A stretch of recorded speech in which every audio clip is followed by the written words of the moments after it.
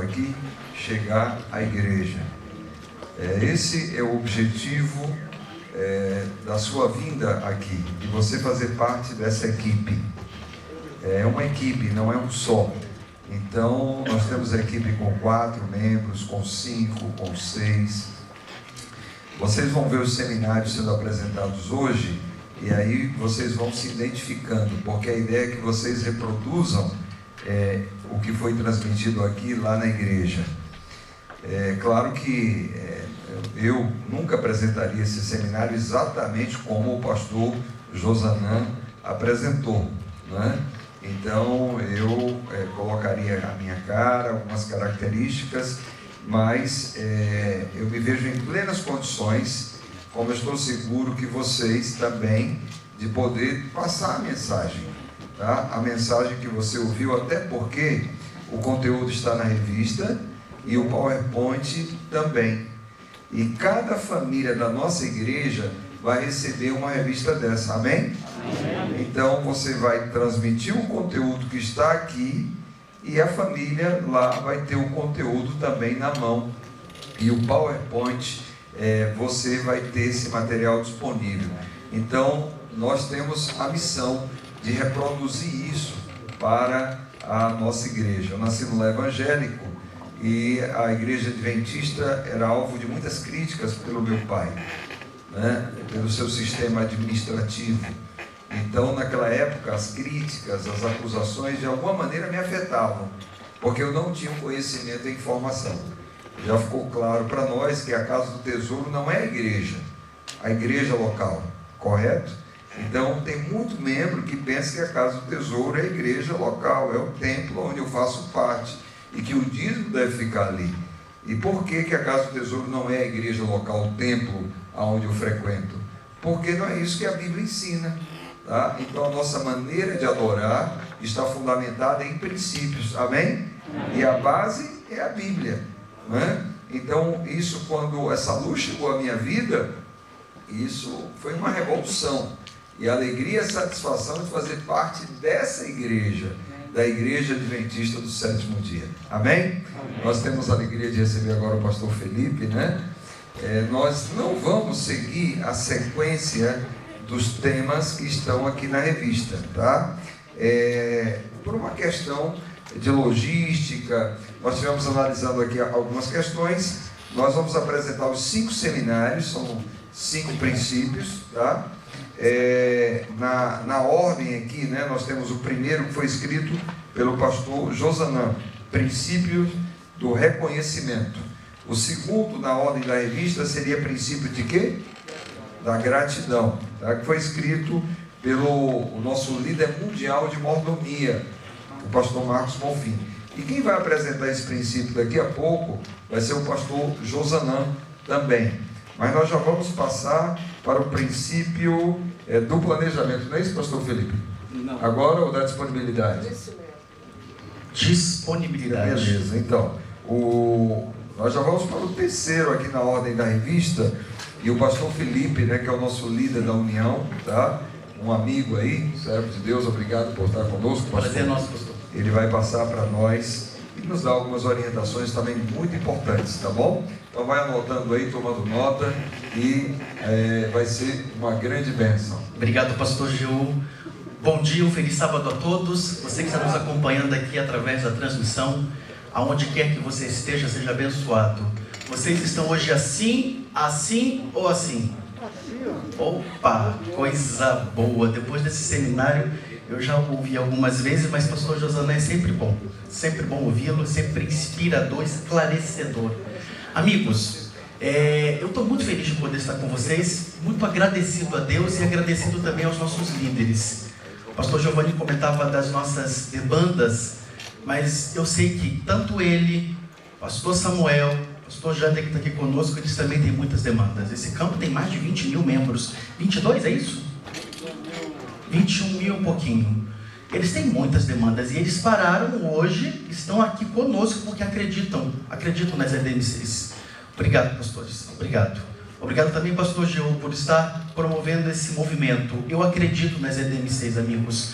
E eu acredito nas EDMCs por 2 razões. Primeiro, porque aqui nós estamos tendo uma escola de líderes. Nós temos muitas escolas de líderes na igreja. A Escola Sabatina é uma delas, o pastor Giovanni comentou.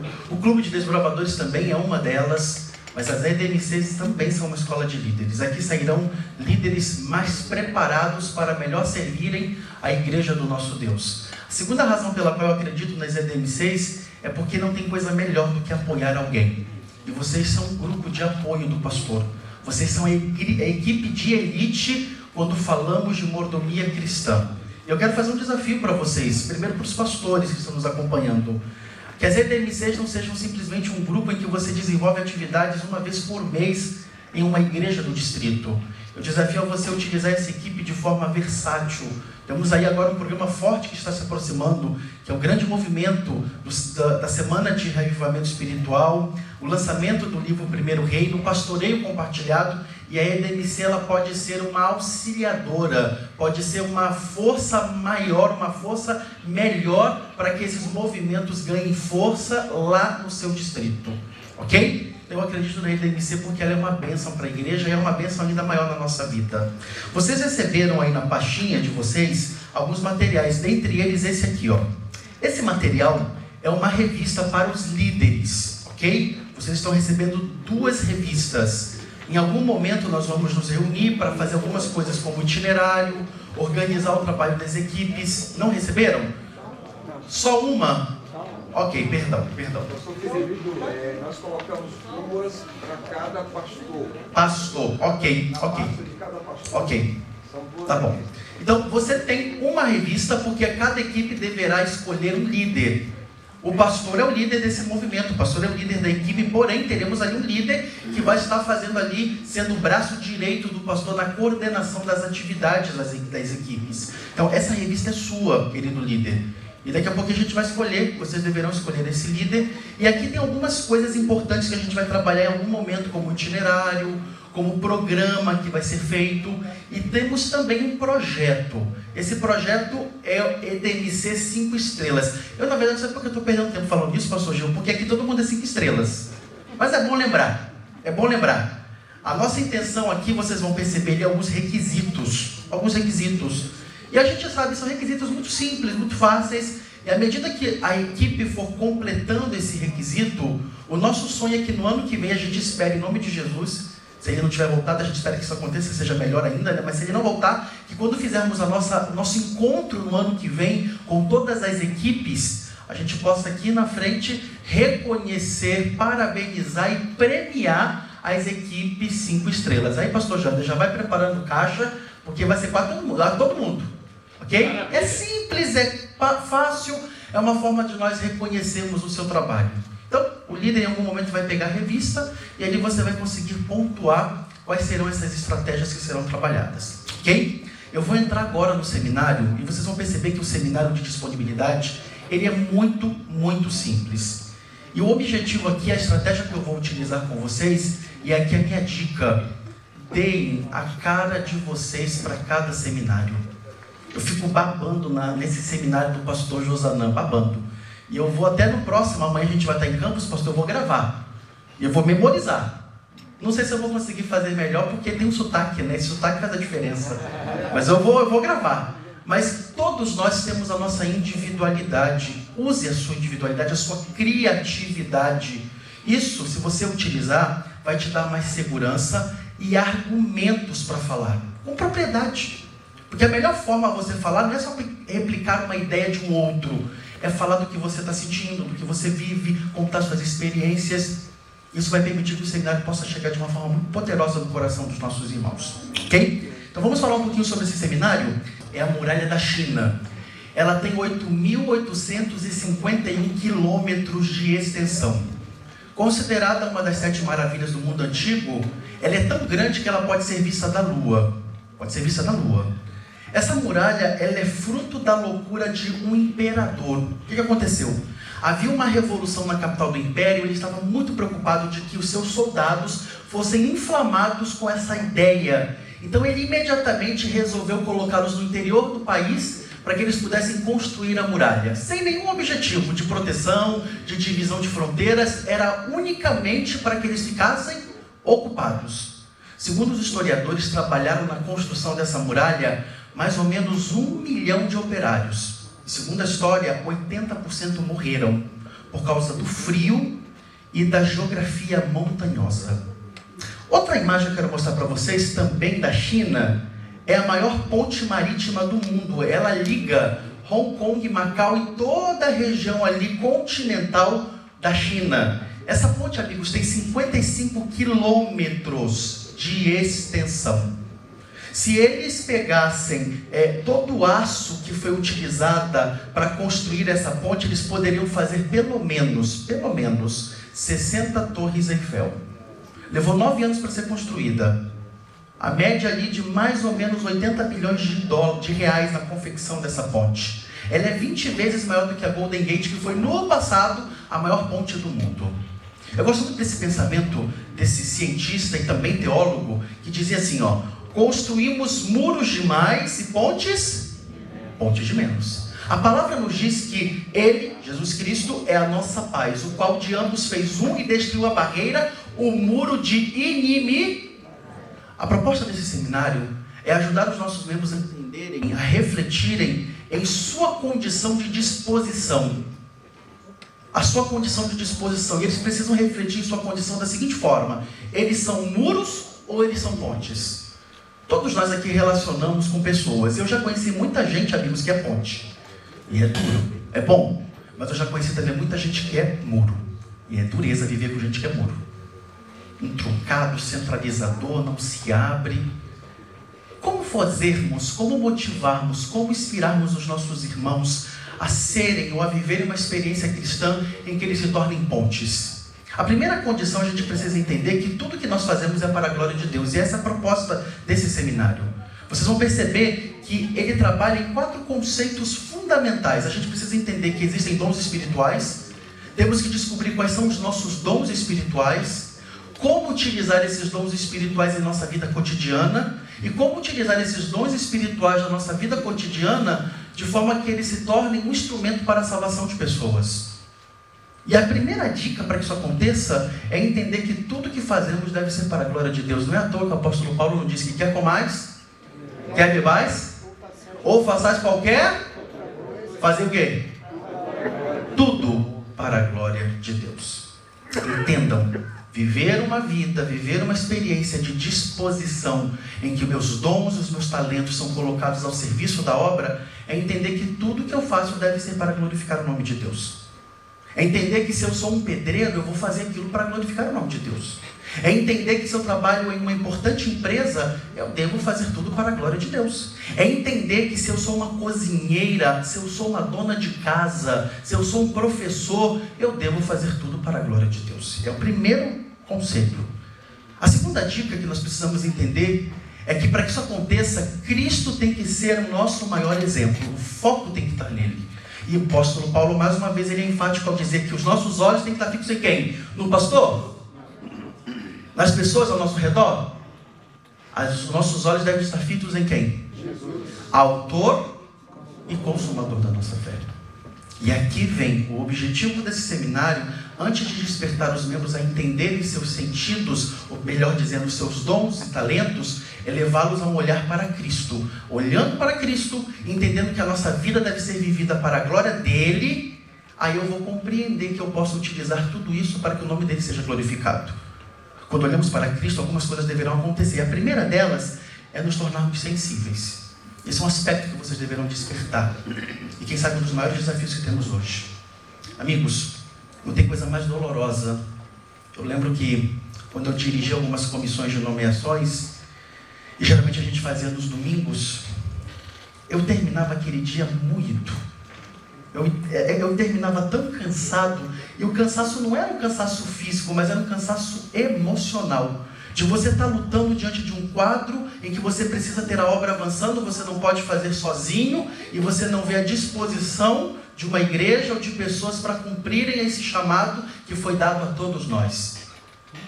Isso acontece porque muitas das vezes falta sensibilidade. A palavra diz que nos últimos tempos as pessoas perderiam essa sensibilidade, se entregariam à depravação, cometendo com avidez toda espécie de impureza. O chamado que nós temos, essa mensagem profética diz que Deus quer homens de sensibilidade. Então despertem isso nesse seminário. Não é simplesmente dizer que devemos trabalhar por trabalhar ou fazer a obra por fazer a obra. Eles precisam entender primeiro que precisam ser sensíveis. Sensíveis. A sensibilidade os tornará capazes de entender que a vida deles deve ser para a glória de Deus. E olhando para Cristo, sensíveis, eles se colocarão à disposição de fazer a obra dele. Homens inteligentes, homens de integridade moral, os quais ele possa fazer depositado de sua verdade, e que representarão corretamente seus sagrados princípios. E aí é o desafio. Que eles, ao viverem essa experiência, sejam discípulos de Cristo em sua vida cotidiana. Eles se tornarão pontes. Eles vão utilizar o trabalho deles para ser um instrumento de salvação na vida de outras pessoas. No lugar onde eu vim, pastor Giovanni, uma das pessoas que mais ganhavam almas não dava um estudo bíblico. Gozado, né? Ela era uma cozinheira, uma cozinheira de mão cheia. E ela cozinhava, tinha ali uma habilidade, ela gostava de cozinhar e de receber pessoas. E ela convidava os seus amigos, e ela tinha ali a sua dupla, que era um exímio instrutor bíblico. Ele sim dava o estudo bíblico. Levavam para casa dela, e ali, depois de estudarem a Bíblia, eles tinham um momento de confraternização, se deleitando nos manjares da irmã Maria. E ela era uma das maiores ganhadoras de almas do campo. E nunca deu um estudo bíblico. Ela utilizou o que ela tinha de melhor, a habilidade de cozinhar, para atrair pessoas, e ao atrair as pessoas, o evangelho era apresentado. É isso que a gente quer que as pessoas entendam. Que elas podem utilizar as suas habilidades, os seus dons, para serem um instrumento de salvação da vida de outras pessoas. Quando elas viverem essa experiência de sensibilidade, olhando para Cristo, o autor e consumador da nossa fé, elas vão entender que o nosso compromisso é com a salvação das pessoas. O nosso compromisso é em salvar pessoas. E a gente utiliza a nossa vida, o nosso cotidiano, para que isso possa acontecer. Essa imagem, deixa eu ver se ela está aqui. Essa imagem correu o Brasil no ano retrasado. Isso aconteceu ali na capital do Acre, cidade de Rio Branco. Ali eu vi um cruzamento, e aqui deve ter muito isso, ficam aqueles artistas de rua fazendo ali malabarismo, ou fazendo a sua arte para ganhar um trocado. E esse cidadão fazia a sua arte ali naquele importante cruzamento dessa capital brasileira. E esse cidadãozinho aqui, esse jovem, ele passava todo dia por esse cruzamento para ir para a faculdade. Todo dia. E ele ficou incomodado todas as vezes que ele passava por esse cruzamento, que ele olhava os sapatos daquele jovem que trabalhava ali fazendo o seu serviço. Ele começou a ficar incomodado porque os sapatos estavam rasgados, furados. E eu não sei se vocês conhecem, mas ali é uma região muito quente. Muito quente. E ele, muito incomodado, um dia ele resolveu fazer algo extraordinário. Ele parou a sua moto, num acostamentozinho ali na calçada, chamou esse artista de rua e fez para ele uma proposta inusitada, louca. Disse: amigo, eu tenho observado que você tem feito o seu trabalho, seus sapatos estão bem desgastados, eu queria te fazer uma proposta. Eu tenho esse par de tênis aqui, eles não são novos, mas estão muito bem conservados. Você quer isso para você? Imediatamente, o que ele disse, o rapaz? O outro jovem? Rapidamente, claro. Só que ele tinha um problema. Ele não tinha um outro par de reserva. Naquele momento eles trocam. Aquele trabalhador de rua pega os sapatos novos daquele jovem e calça os sapatos velhos daquele trabalhador de rua. Alguém estava passando, tirou uma foto, conheceu a história, registrou em uma rede social, e isso se alastrou pelo Brasil afora. Amigos, isso é compromisso com as pessoas. Quando a gente entende que Deus, a minha vida tem que ser para a glória do nome dele, eu olho para ele, sensível, eu agora vou utilizar tudo que eu tenho à minha disposição para ser um instrumento de salvação na vida de outras pessoas. É por isso que o apóstolo Paulo nos traz esse conselho. Eu acho forte essas palavras dele. Olha o que o apóstolo Paulo disse: porque sendo livre para com todos, fiz-me servo de todos, para ganhar ainda mais. E fiz-me como judeu para com os judeus, para ganhar os judeus. Para os que estão debaixo da lei, como se estivesse debaixo da lei. Para ganhar os que estão debaixo da lei. Para os que estão sem lei, como se estivessem sem lei. não estando sem lei para com Deus, mas debaixo da lei de Cristo, para ganhar os que estão sem lei. Fiz-me como fraco para os fracos, para ganhar os fracos. Fiz-me tudo para todos os meios de chegar e salvar alguns. E eu faço isto por causa do Evangelho, para ser também participante dele. É isso que nós vamos trabalhar nesse seminário. As pessoas deverão compreender os dons espirituais, quais são os seus dons espirituais, como utilizá-los em sua vida cotidiana e como utilizar esses dons espirituais que ele já tem desenvolvido em sua vida cotidiana e às vezes até ganha o pão de cada dia deles através desses dons, como agora um instrumento de salvação para outras pessoas. Esse é o objetivo desse seminário. Esse é o objetivo desse seminário. Ellen White diz que somos convidados a amar as almas como Cristo as amava, a experimentar a angústia de alma para que os pecadores se convertam, apresentar o incomparável amor de Cristo. Nosso principal meio, ou canal, ou ambiente de salvação, sem dúvidas nenhuma, são os lugares em que nós vivemos o nosso dia a dia, na comunidade ou no nosso trabalho. E podemos utilizar esses instrumentos como uma ferramenta de salvação para os outros. Eu quero terminar esse seminário contando a história para vocês dessa equipe. Essa foi a minha primeira EDMC. Eu havia estado com o pastor Josanã ali em Recife, e ali eu suguei esse homem com tudo que eu podia, e nós assistimos, o pastor Gil estava na ocasião lá também, assistimos um modelo do que deveria ser uma EDMC. E eu vim apaixonado com esse projeto. E apaixonado. Aí, pastor Josanã, quando eu cheguei, pegando aquele teu conselho, eu disse, agora eu tenho que fazer com que isso seja uma realidade no meu território. Só que eu não podia falar para os colegas a viverem algo que eu também não havia experimentado. Convidei esse colega que está aqui do lado, o pastor Sidney, e disse, pastor, eu fui lá, aprendi, é assim, é uma bênção, só que eu quero fazer um laboratório. Um laboratório. O pastor Sidney ouviu e falou, tô junto. Vamos primeiro selecionar a equipe. E selecionamos a equipe. Essa foi a primeira equipe distrital de mordomia cristã que houve naquele território. Uma boa equipe. Ficamos ali 8 meses trabalhando juntos. Eu fui muito honesto com eles na época. Eu disse, eu não sei. Eu vou aprender com vocês e juntos vamos aperfeiçoando e desenvolvendo o que será esse ministério. E foi tremendo. Mas uma coisa me incomodou no dia que nós fomos selecionar a equipe, porque tinha um componente que era o Lucas. Eu perguntei, por que você chamou o Lucas? Não, eu chamei para o Lucas cantar. Eu falei, rapaz, mas tem tanta coisa para a gente falar, não sei se vai dar tempo. Falou, não, vamos colocar o Lucas. Ele insistiu muito, deixamos, e o Lucas começou a cantar. A única coisa que ele sabia fazer era cantar. E cantava. O Lucas começou a se envolver tanto com a IDMC, que um dia ele disse assim, pastor, eu queria fazer um seminário. A gente ficou meio assim, né? E o Lucas fez aquele seminário de uma forma tão maravilhosa, de maneira tão bem feita, que o Lucas começou a se aperfeiçoar. E de repente os seminários mais difíceis, quem ministrava era o Lucas. Terminou o ano de 2019, a esposa dele terminou a faculdade de medicina e ela foi contratada em um município do extremo norte de Minas Gerais, ali já com a fronteira da Bahia. E eles mudaram.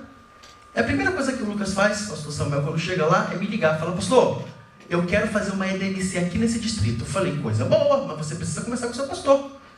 Conversou com o pastor ainda não tinha muita ideia de como funcionaria, mas ele começou a ensinar o seu pastor como deveria ser o movimento de EDMC. Eu estava disposto, íamos lá para começar a treiná-los, ajudá-los, só que veio a pandemia. E vocês sabem, né? A pandemia acabou com muitos planos. Quando foi no começo desse ano, ele me liga de novo, pastor, já conversei com o pastor Jackson, convidar o senhor para a gente poder vir aqui fazer o treinamento para começarmos a nossa equipe aqui no distrito de Manga, lá no interiorzão de Minas Gerais. Falei, beleza, marcamos a agenda. Quando estava tudo certo, o pastor me liga, pastorzão, vamos ter que cancelar nosso treinamento. O que aconteceu? O Lucas está com Covid. E como ele está? Tá bem, a esposa está tratando, fazendo ali os protocolos. Só que logo em seguida, passado ali alguns dias, eu recebi a notícia que a situação dele não estava boa. Ele foi internado, como a cidade era uma cidade muito pequena de interior, eles imediatamente transferiram ele para uma cidade maior, com maiores recursos, e a imagem que eu recebi e me assustou foi essa. A coisa não estava boa. 27 anos, gente. Eu comecei a ficar preocupado, muito amigo da família, dos pais, da esposa, a Marcela. Eu falei, Marcela, o que está acontecendo? Ela falou, pastor, a gente não sabe. O quadro do Lucas está a cada dia se agravando. E a gente não sabe mais o que fazer. E o quadro começou a piorar, começou a piorar. Até que a gente recebe a notícia numa manhã de terça-feira. Amigos, vamos orar, porque o Lucas vai ser entubado. E vocês sabem, quando vai ao tubo, é desafio. E começamos a orar. E não foi uma batalha fácil não, amigos, porque a Covid não era o maior problema quando ele esteve no CTI. Foi uma bactéria que ele adquiriu lá dentro. E a bactéria era extremamente resistente. Os antibióticos não conseguiam dar a ele força para poder responder. E a igreja começa a orar. Aqui eu quero fazer um parênteses. Diante de desafios, a gente precisa entender que é nesse momento, a igreja, quando ora, coisas maravilhosas acontecem. Deus ele começou a agir na vida do Lucas. De maneira surpreendente, amigos. Confesso, a esposa já estava sem expectativas. Ela é médica, ela sabe a realidade. E ela abriu o coração e falou, pastor, é quase irreversível. Eu disse, Marcela, para nós, mas para Deus não é. E a igreja começa a orar. E o Lucas começa a dar demonstrações muito pequenas de melhoras. E a coisa começou a avançar. E para a glória de Deus, amigos, essa foi a imagem que eu tive quando eles saíram ali daquele hospital. O quadro era delicadíssimo, ele ficou ainda quase uma semana sob efeito dos sedativos muito fortes, Mas ele foi recuperando essa imagem quando a família sai dali daquele hospital. Foi algo tão extraordinário que uma emissora gravou a história. Coloca para mim, William, por favor.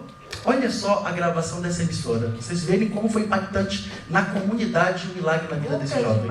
Lucas de Manga, no norte de Minas. O jovem de 27 anos ficou internado por 35 dias por causa da Covid-19. Ele ficou entubado por 2 semanas, mas conta que nunca perdeu a fé. No primeiro dia na enfermaria, depois que saiu do CTI, o boletim médico foi diferente. Boa tarde, gente. Vou passar para vocês o boletim de Lucas de hoje. Boa tarde, pessoal. Glória a Deus.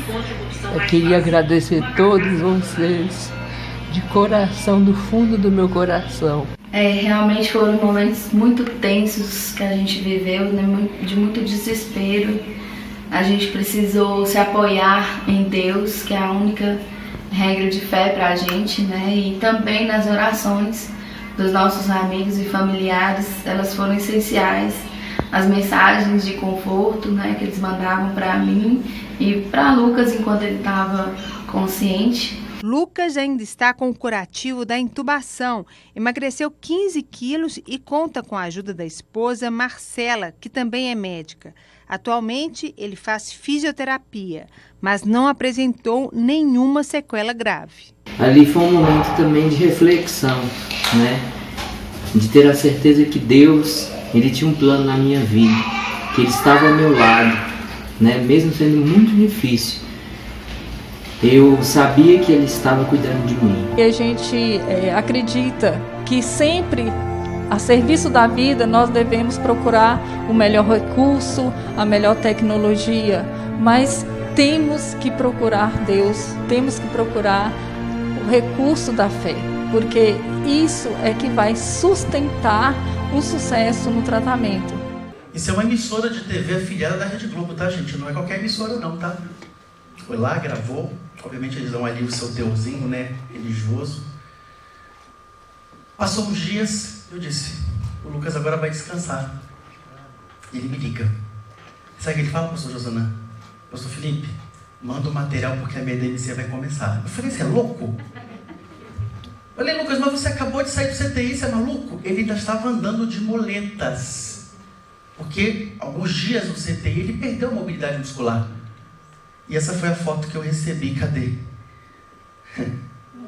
Tá ele lá fazendo a DMC dele. Ele disse, pastor, agora eu não estou sozinho não. Tá na minha equipe, tá minha esposa e vai minha menina também. Ele canta, ele faz os seminários. Eu fico pensando, o que faz uma pessoa sair de um CTI, depois de quase morrer, e continuar avançando em um projeto maravilhoso como esse? Eu acho que a melhor pessoa para responder é ele. Coloca para mim, William, por favor. Amigos, aqui quem fala com vocês é o Lucas. Eu faço parte da equipe distrital de Mordomia Cristã.